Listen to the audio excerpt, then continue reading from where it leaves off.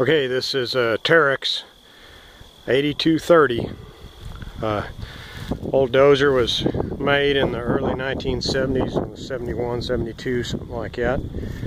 They were made by Terex, which was a division of General Motors. Similar to the older Euclid C6, General Motors bought out Euclid and started reproducing them, and then they were forced to change names to Terex after an antitrust lawsuit. This machine is about a 55,000 pound machine. Its current configuration, it's got a 12-foot full U blade, but of course this blade is not the original blade for this machine because it's painted yellow. The original blade for this machine is laying over here in the weeds. You can see the trunnion arms sticking up right there. The original blade was a 12-foot wide straight blade, so they just pulled the straight blade off and put a U blade on. Handle more dirt that way, probably handle about 11 or 12 yards worth of dirt, something like that. Right here you can see what's left of the number decal. 82 is supposed to be a 30, and it's supposed to be a 0 there. And of course it says Terex on the other side. So the motor in this machine was a Detroit 671 6-cylinder straight six with a supercharger on it, and it put out about 240 horsepower. Right here you can see the supercharger on the motor. There's the air cleaner, fuel filters, the fuel pump up there with the primer on, manual primer. This machine weighed, like I said, about 55,000 pounds and 240 horsepower, so it kind of was in between D7 and a D8 size. The D7s run about 45,000 pounds and 200 horsepower, where the D8s were closer to 60,000 pounds and 270 horsepower.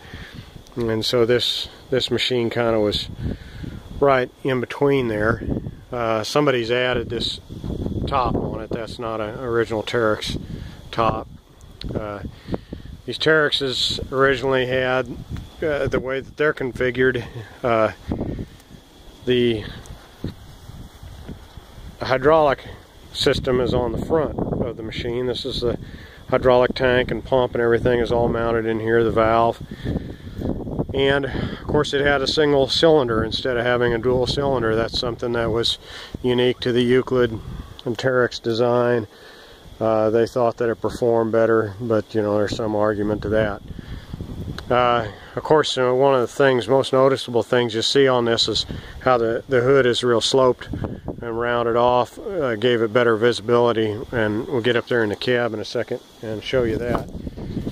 But another thing, if you'll notice, the relative seating position of the operator. The operator on a Caterpillar type machine sits quite a ways farther to the back than on these Terex Euclid machines. And the reason for that is because they put the radiator in the back of the machine.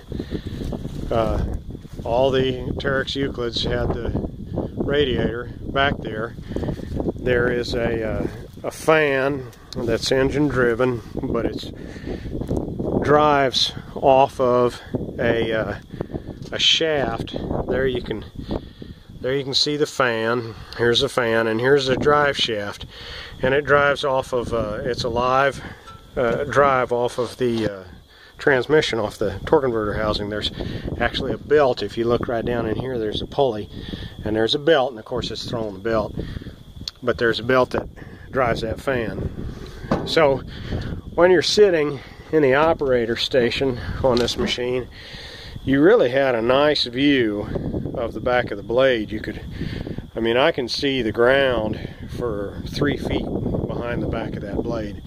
It's a big advantage over the Caterpillar series. The Caterpillar tractors of this size, you couldn't hardly even see the blade, but on this, you notice the hood is really small. You can see both sides of the blade, and you can see the ground. You really had good visibility with these, and that was the reason why they put the fan behind them. But you've got your clutch and brake levers, your master brake pedal, your master throttle, which is a cutout. It's a throttle cutout pedal.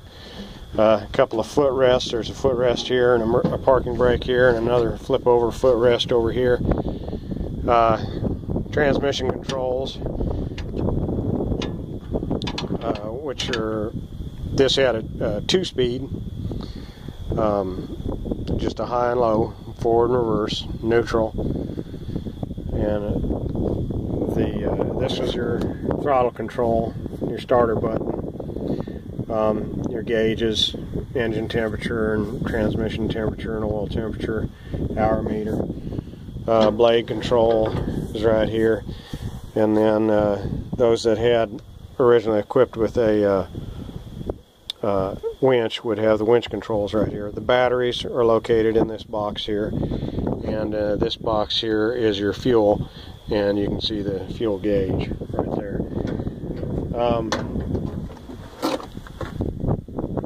This machine has a winch on it. It's not an original Terex winch.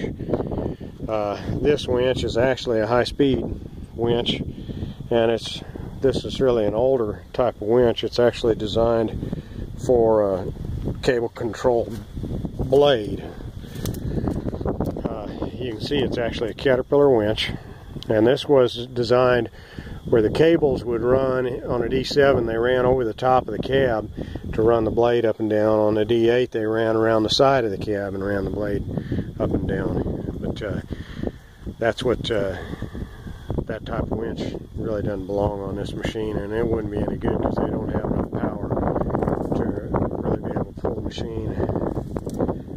So there's a good shot of the radiator and oil cooler on the back of the machine. Some design features on this machine that were unique to this machine but have been carried on even today.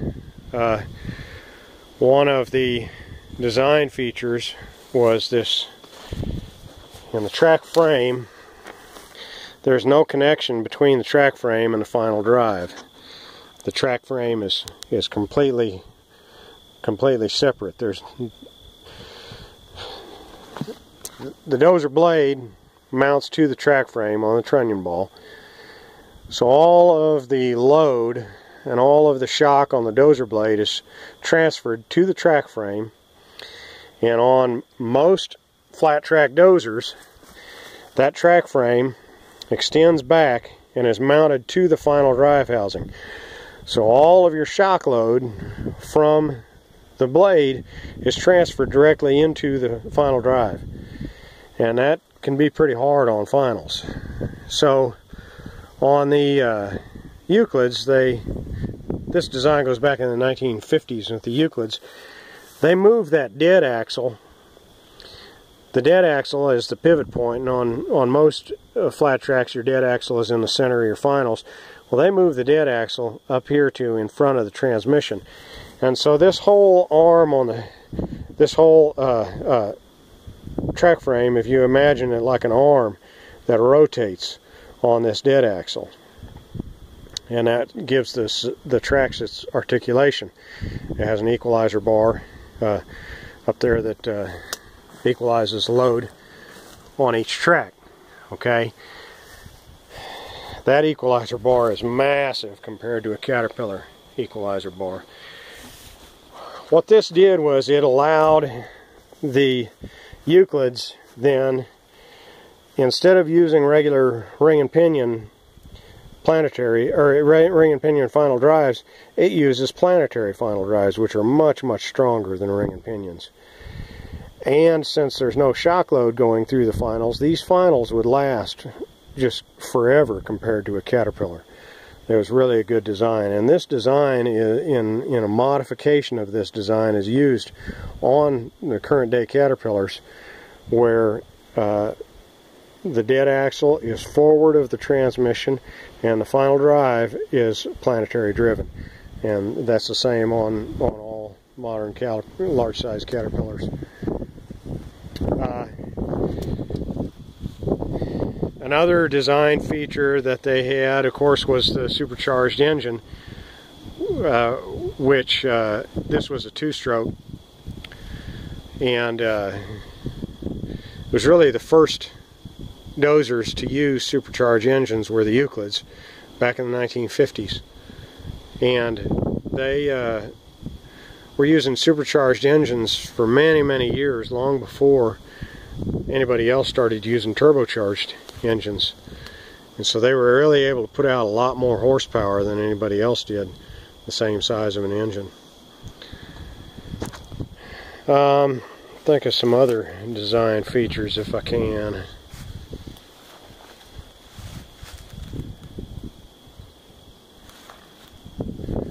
I think that's about it.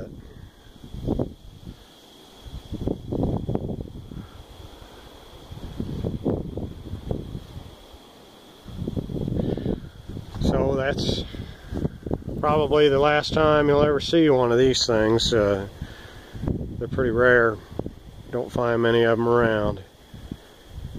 It's a Terex 8230, real similar to the Euclid C6.